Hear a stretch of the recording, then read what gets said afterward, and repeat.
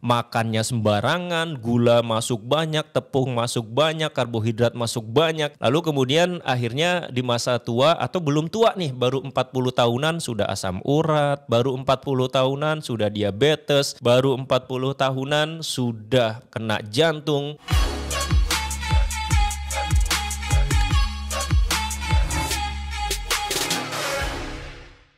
Bismillahirrahmanirrahim. Assalamualaikum warahmatullahi wabarakatuh. Semoga teman-teman yang menonton video ini dalam keadaan sehat walafiat ya, nggak kurang suatu apapun. Amin ya rabbal alamin.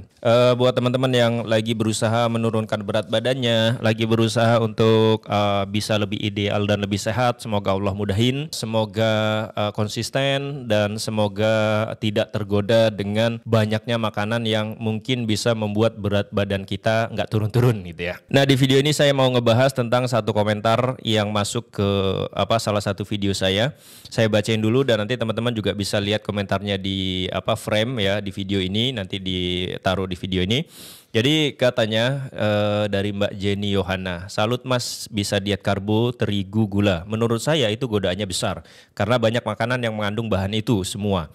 Bahkan kecap dan saus pun Mas hindari. Bagaimana dengan konsumsi buah-buahan yang memang sudah asli manis seperti pisang, pepaya, melon dan sebagainya. Buah apa yang dikonsumsi Bang? Saya tidak kebayang betapa susahnya istri Mas mengatur masakan yang akan disajikan buat Mas. Salut juga buat istrinya, karena untuk memasak pun juga tidak sembarang bahan bisa masuk. Seperti untuk memasak bahan gula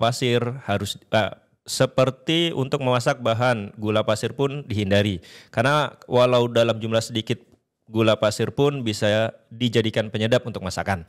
Berarti selama beberapa bulan ini Mas tidak dapat sembarang mengkonsumsi jajanan di luar. Mungkin bisa diceritakan lebih luas lagi makanan apa yang biasa dikonsumsi tiap hari. Matur nuwun.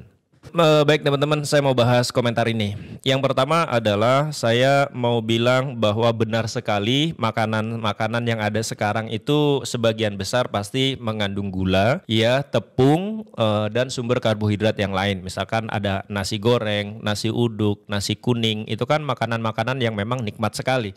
Kalau dibilang nggak nikmat ya salah juga, itu nikmat sekali. Saya pun dulu sangat suka nasi uduk terutama, kemudian nasi liwet itu saya suka sekali. Dulu ya.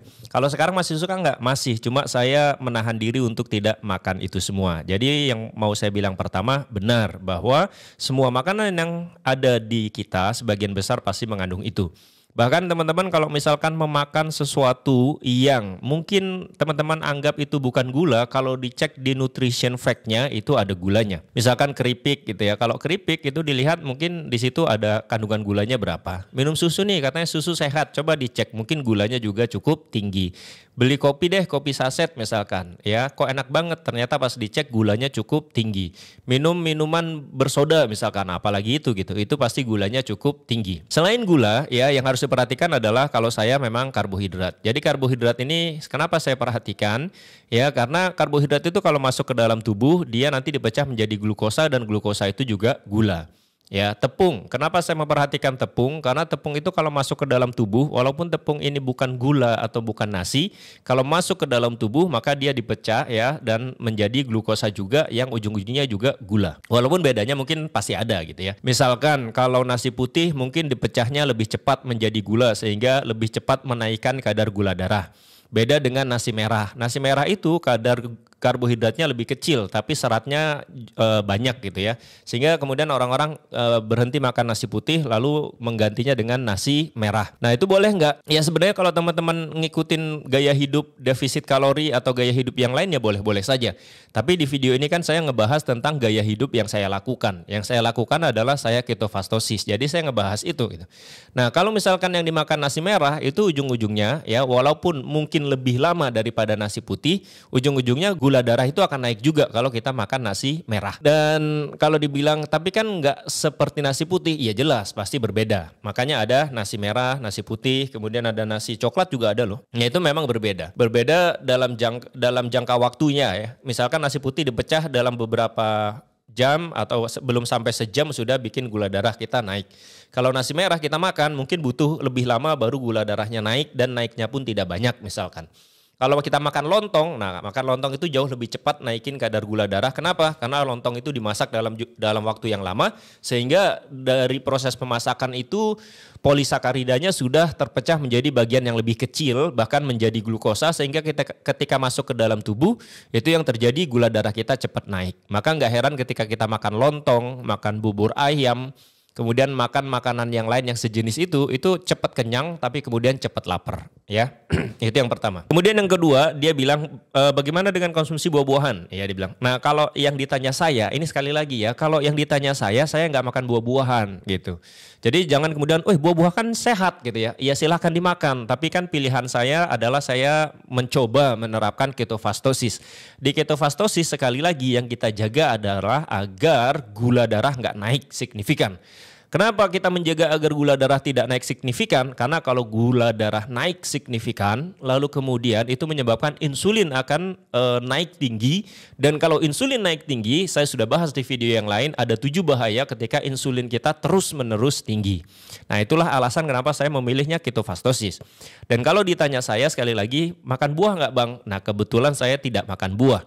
Bukan karena apa-apa ya, tapi pilihan hidup. Juga kebetulan saya memang tidak suka buah ya dari dulu. Walaupun saya dulu makan nasi dan sebagainya, saya dari dulu memang nggak suka buah. Tidak begitu suka buah. Jadi saya nggak pernah makan buah. Bukan nggak pernah sih. Kalau dibilang nggak pernah juga salah ya. Tapi bisa dibilang jarang banget saya makan buah. Buah yang kalau dulu yang suka saya makan itu paling jambu biji, jambu kristal ya namanya, yang krenyes-krenyes itu. Atau kemudian saya makan salak misalkan. Itu buah-buah yang sering saya makan. Kalau kayak yang lain tuh memang saya tidak begitu suka. Dan ketika saya menjalani ketofastosis, saya ngeliat bahwa nggak harus makan buah. Alhamdulillah memang aku nggak suka buah gitu ya.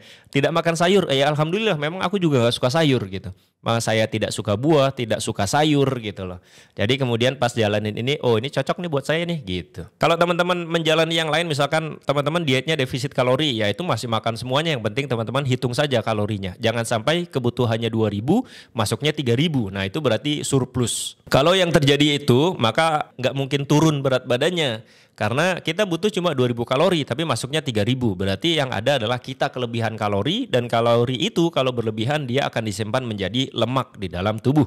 Di bawah-bawah kulit, bisa disimpan di bawah kulit perut, ya kan, di pinggul atau di sini, di pipi, sehingga kemudian kita menjadi membulat. Itu ya pertanyaan yang kedua kalau ditanya adalah apakah saya makan buah? Saya tidak makan buah. Pertanyaan berikutnya, intinya yang berikutnya dia bilang saya nggak kebayang nih istrinya Mas pasti susah banget nih harus masak buat Mas. Yang harus teman-teman perhatikan, yang saya jalanin adalah ketofastosis sekali lagi. Itu adalah diet keto dan fasting. Jadi 2 pilar ini harus dijalankan. Dietnya diet keto, kemudian fastingnya juga harus dijalankan. Jadi kalau saya menjalanin ini, teman-teman jangan berpikir bahwa saya makan terus, tidak ya. Jadi kalau memang fokusnya adalah makan terus ya mungkin istri saya repot. Tapi yang terjadi, yang saya jalankan kan saya di ketofastosis, jadi diet keto dan puasa. Jadi itu saya berhenti makan biasanya jam 7 atau jam 8 malam. Ingat ya, bayangin. Jam 7 atau jam 8 malam saya berhenti makan. Lalu ketika pagi sampai siang, nih kayak sekarang jam 10, itu saya belum makan apapun ya. Jadi istri saya justru tidak repot. Tidak repot apa? Satu, tidak menyiapkan sarapan saya karena saya tidak sarapan. Gitu yang pertama. Jadi kalau bilang repot enggak juga gitu. Nah, kemudian nanti saya baru akan makan itu jam 12 siang atau jam 1 siang. Dan yang sering saya makan, ingat ya, yang sering banget saya makan biasanya hanya misalkan nih ikan. Kalau ikan paling digoreng doang, ya repot apa gitu. Cuma ikan digarmin goreng dah gitu ya. Kalau dipanggang juga kadang-kadang misalkan ikan digarmin kemudian dipanggang udah. Jadi jauh tidak repot dibandingkan yang dulu gitu. Nah jadi itu ya. Jadi saya itu sebenarnya banyak nggak makannya daripada makannya. Kalaupun saya makan ya, makannya itu paling yang dipanggang, yang digoreng. Ya paling-paling repot mungkin di santan gitu ya. Itu pun bikin santan kalau istri saya biasanya nggak repot-repot juga sih. Dia bilang bentar ya Bi dimasakin, kira-kira selang nggak nyampe setengah jam atau baru 15 menit kok udah mateng gitu loh. Karena kan semua sekarang sudah ada ya bumbu yang udah digiling ya. Kadang-kadang istri saya juga kalau misalkan bawang putih atau bawang merah itu udah pesen ke misalkan tetangga, minta digilingin, jadi bayar gitulah intinya ya.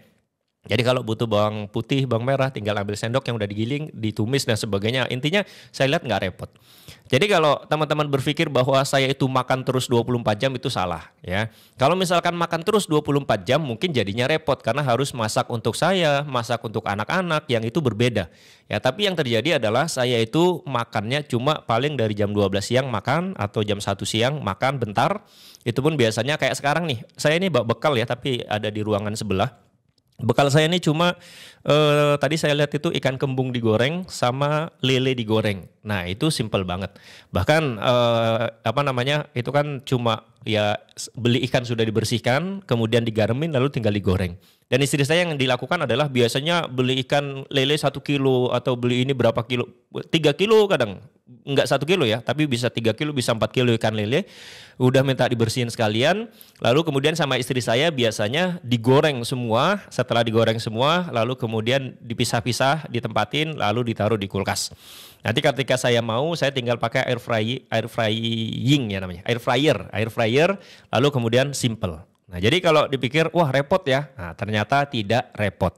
Itu tadi karena banyak tidak makannya daripada makannya. Dan kalaupun makan, itu makannya paling yang digoreng, yang dipanggang, atau yang lain-lain. Yang penting masaknya tidak pakai kecap, tidak pakai gula. Nah itu ya teman-teman. Kalaupun mungkin menurut teman-teman ini repot ya. Kalau saya sih mikirnya, wah tapi tetap repot bang. Ya kalau saya mikirnya gini aja.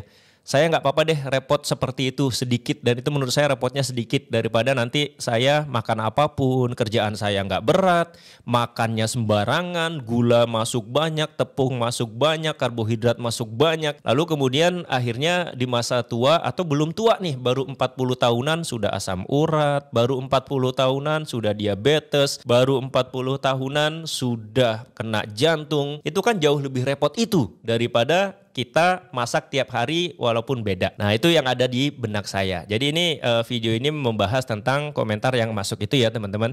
Sekali lagi ini menceritakan tentang saya. Jadi yang pertama yang saya lakukan seperti ini ya. Ini salah atau benar? Ya salah atau benar itu kita yang tahu masing-masing. Saya misalkan menjalankan ini dan saya ngerasa tubuh saya jadi lebih seger, lebih fit, enak gitu ya. Nggak berat, nggak gampang capek, lebih bertenaga dan sebagainya. Maka saya ngerasa ini cocok buat saya sehingga saya lakukan ini. Kalau teman-teman ngerasa kayaknya aku nggak bisa, aku kan kuli bangunan, aku butuh energi. Ya sudah berarti kan nggak harus ikut yang ini. Ya, oh aku kayaknya gini-gini nggak bisa harus gini. Ya sudah berarti nggak harus ikut yang ini. Jadi kalau dibilang ikut yang mana, ya periksa tubuhnya masing-masing, periksa kegiatannya masing-masing. Kira-kira teman-teman itu cocoknya yang mana? Intinya adalah kalau kita kebanyakan makan, kebanyakan kalori yang masuk, ya pasti ujung-ujungnya gemuk jadi tidak sehat. Tapi sebisa mungkin kalau memang aktivitasnya banyak, ya masuknya pasti lebih banyak. Yang penting jangan serakah lah gitu, jangan rakus banget gitu ya. Itu ya teman-teman, semoga bermanfaat. Terima kasih sudah menonton. Jangan lupa like, komen, dan subscribe. Mohon maaf kalau banyak kesalahan. Assalamualaikum warahmatullahi wabarakatuh. Bye-bye.